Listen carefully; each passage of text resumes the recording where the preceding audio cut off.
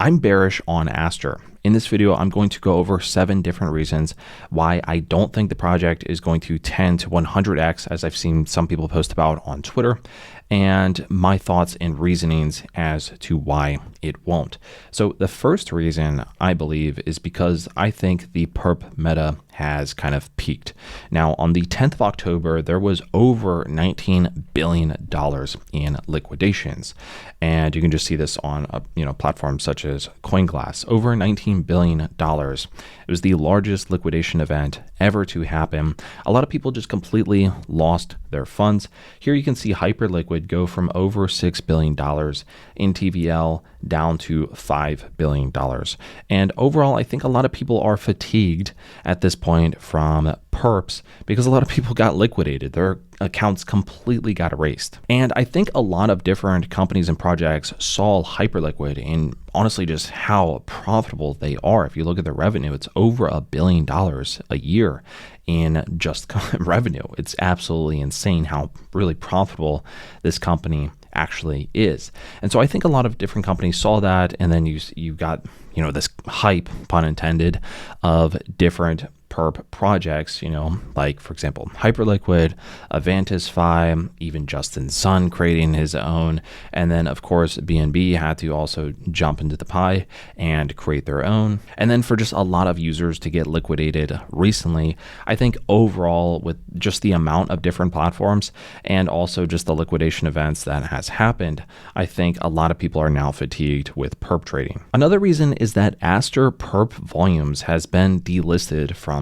DeFi Llama, and they've said that this is because they believe that this is from wash trading, which is essentially when a trader or group of traders is just buying and selling basically immediately, just trying to kind of fake the volume, just give an illusion that there is higher volume when in actuality there's not. So there's been some funny business there, and so DeFi Llama had to delist the Aster perp volumes. And then also recently there has been an airdrop as well, which has been around 320 million tokens, which is around 4% of the supply, which the total supply is 8 billion. So an airdrop in the early stages I think is okay, and a lot of projects do that. Personally, I just don't really like projects that even do airdrops all the time. I mean, Hyperliquid did, and it was very successful, and some projects do, and it's very successful. But then other times, maybe the airdrop, for example, around this time for Aster probably wasn't the best, considering, it's right after a lot of people got liquidated. And also, of course, then you get the culture of people who are just trying to do airdrops, farm airdrops, and then just kind of dump the token immediately.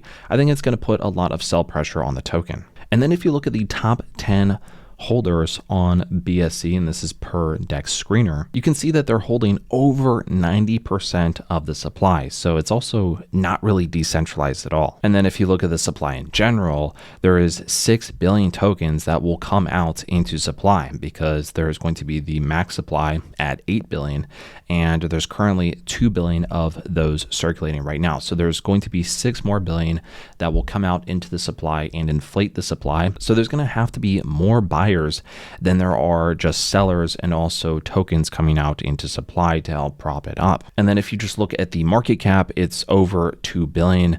The FDV is over 10 billion. And I'm not sure at this point, with the amount of fatigue from liquidations, if there's going to be more retail traders to help prop it up after the liquidation event, after the airdrop, and with a lot of recent crypto projects not doing that well. Now, per PancakeSwap, the volume back in 2021, right when a lot of projects were rallying, the volume back then was around 3.7 billion. It kind of went flat since, and now it is back up to 3 to 4 billion, which is definitely very good for Binance and BSC related projects. But I'm just wondering if this is where the peak happens right now. And then I also think of the chains that the projects are listed on as different cultures. And, for example, there's Ethereum, which is trust, but it's also, there's memes on it, but there's also a lot more so utility projects.